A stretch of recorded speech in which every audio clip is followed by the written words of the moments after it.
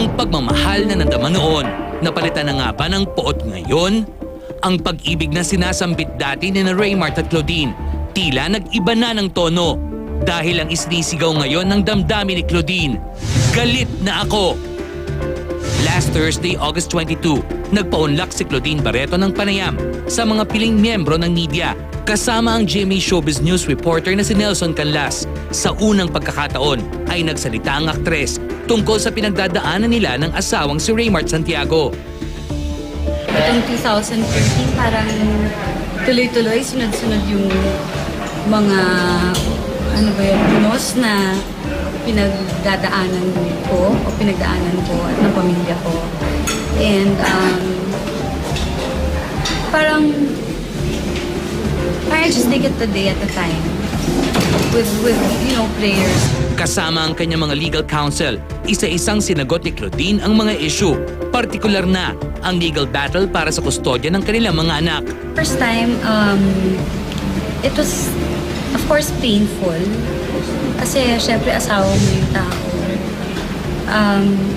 Gaya ng sinabi ko sa iyo, Nelson, gaya sa interview ko na bibihira lang naman ako nagpapa-interview At ang sinabi ko doon sa interview ko was very clear, ayokong siraan ng asawa ko. And yet, ang dami kong naririnig ng panggawa akong kwento, marami akong naririnig sa side ng pamilya niya. To think these are men who are talking like bullies. I don't understand. Sa inilathalang panayam ng Philippine Entertainment Portal or PEP, idinatalya ni Claudine ang kanyang nararamdaman tuwing magkikita sila sa korte ni Raymart. And ang dami niyang lawyers, ang dami niyang kasama, ang dami niyang backers. You know, to intimidate me. Nandun pa rin talaga yung sign of abuse. But the second time na nagkita kami sa court nung habeas corpus niya, ang mga anak ko, galit na ako, nagalit na ako. Sa 11 years naming magkasama, akala ko kilalang kilala niya ako. Alam niya, yun ang ang kahinaan ko. Yung mga anak ko. Pero nagkamali rin siya dahil yun ang pinakalakas ko. Hindi ko siya sisiraan sa harapan ng tao gaya ng ginagawa nilang pagsira sa pagkatao ko. Sa pangalan na pinaghirapan ko ng ilang taon para lang sirain ng isang Raymart Santiago, Randy Santiago. Labis daw na na-offend si Claudine sa mga patutsyada sa kanya ng kapatid ni Raymart na si Randy.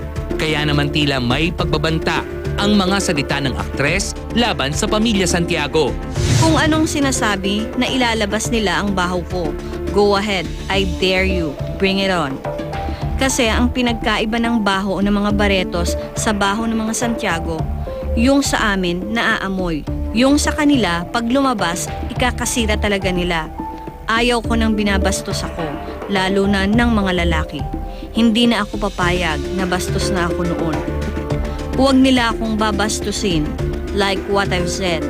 Do not mess with my kids. Huwag ninyong gawin sa akin ang ginawa ninyo kay Sherilyn Reyes at kay Paui. Ang aktres na si Sherilyn Reyes ay ang dating asawa ng kapatid ni Raymart na si Junjun Santiago. Mayroon silang isang anak na nagngangalang Paui at taong 2001 nang maghiwalay ang dalawa. Sinubukang kuhanan ng PEP ng reaksyon si Sherilyn tungkol sa mga pagkakabanggit sa kanya ni Claudine.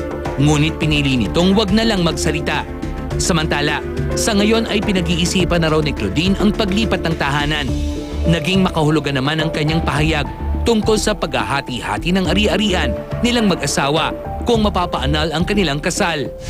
Lahat ng sa kanya, pati yung sa akin, sa kanya pa rin. Wala kaming prenup. Pati yung insurance ko ayaw niyang i-sign. Let's just see kung ano ang mangyayari. I hope naman na kahit paano may kabutihan pang natitira sa taong minahal ko, sa taong nakilala ko, si Raymart na nakilala ko, na ibigay na lang niya sa mga anak niya.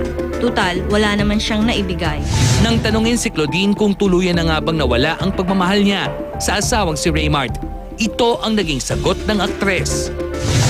How can you love somebody who says na mapaggawa ka ng storya when all I said, ayokong sirain ang asawa ko bilang respeto, in spite and despite of everything he has done to me and my children.